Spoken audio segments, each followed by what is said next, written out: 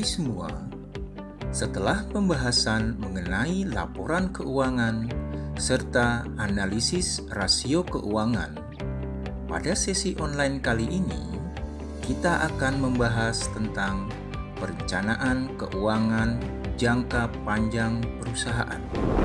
Pokok bahasan dalam sesi ini meliputi perencanaan keuangan jangka panjang, metode percentage of sales, dan menghitung kebutuhan dana eksternal. Menurut Ross et al.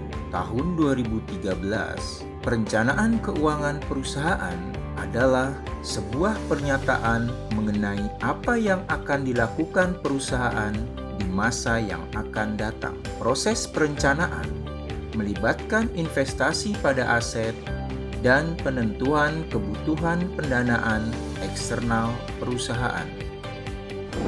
Dengan menyusun perencanaan, perusahaan dapat mengantisipasi ketidakpastian, mengamati interaksi antar bagian, mengantisipasi potensi masalah, menjadikan perencanaan sebagai arahan bagi perubahan dan pertumbuhan perusahaan, serta mengeksplor peluang.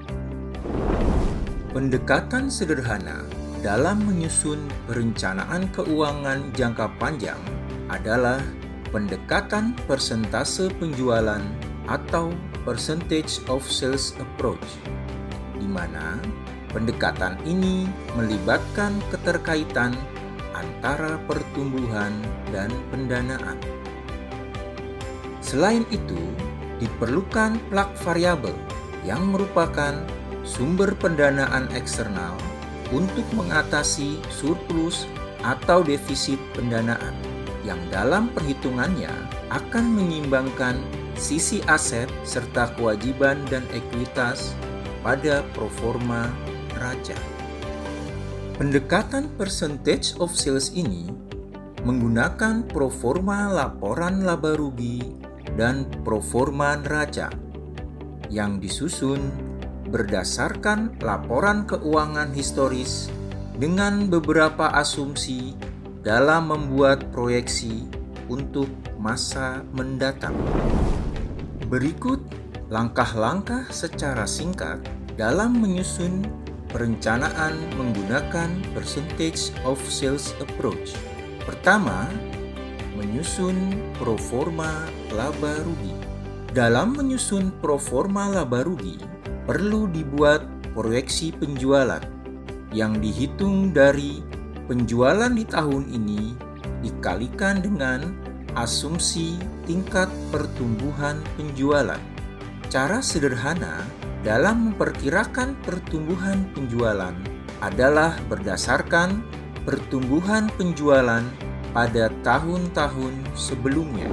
Proyeksi penjualan menjadi item pertama dalam proforma laba rugi, lalu diikuti dengan penghitungan proyeksi biaya-biaya, antara lain beban pokok penjualan, beban operasional, beban bunga, serta pajak. Kemudian dapat dihitung proyeksi laba bersih.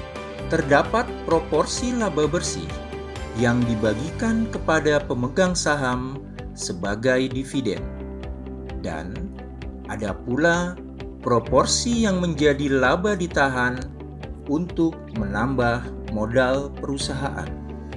Seberapa besar proporsi dividen dan laba ditahan bergantung pada kebijakan dividen perusahaan.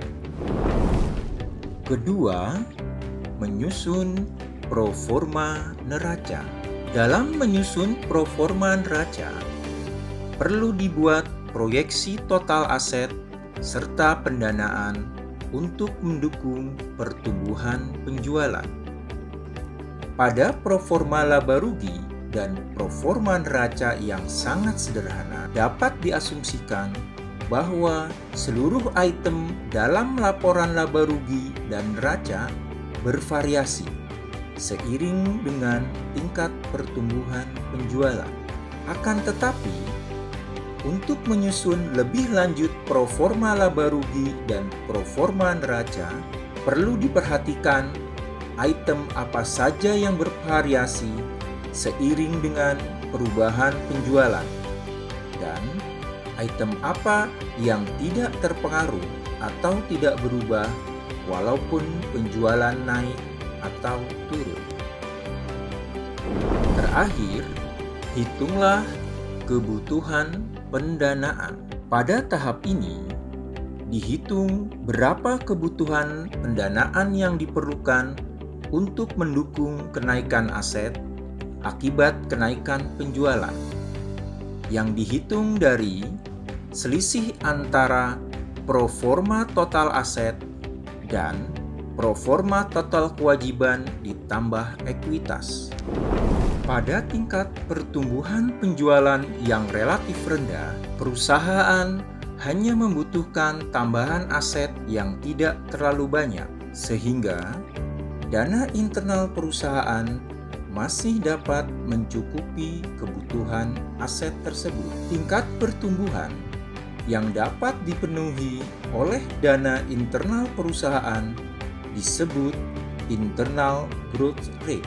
Cara menghitungnya, internal growth rate sama dengan ROA dikali retention rate dibagi dengan 1 minus ROA dikali retention rate, di mana retention rate adalah flowback ratio atau 1 minus dividend payout ratio. Sementara pada tingkat pertumbuhan yang lebih tinggi, perusahaan membutuhkan aset yang lebih banyak serta pendanaan eksternal guna membiayai kebutuhan aset tersebut. Tingkat pertumbuhan di mana perusahaan membutuhkan dana eksternal namun pada rasio utang dan ekuitas tetap disebut sustainable growth rate. Cara menghitungnya, sustainable growth rate sama dengan ROE dikali retention rate dibagi dengan 1 minus ROE dikali retention rate.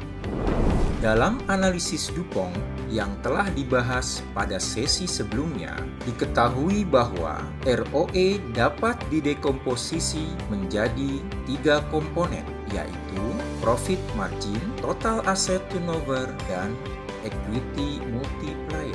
Sementara penghitungan sustainable growth rate melibatkan ROE dan retention ratio. Dengan demikian, sustainable growth rate perusahaan dipengaruhi oleh profit margin, yaitu seberapa efisien perusahaan mengelola biaya-biaya, asset turnover, yaitu seberapa efisien utilisasi aset perusahaan, penggunaan utang atau leverage, serta kebijakan dividen perusahaan.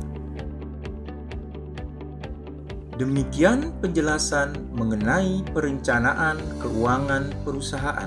Untuk mengetahui lebih lengkap mengenai topik ini, silakan hadir di kelas online masing-masing. Terima kasih, tetap semangat ya. Sampai jumpa.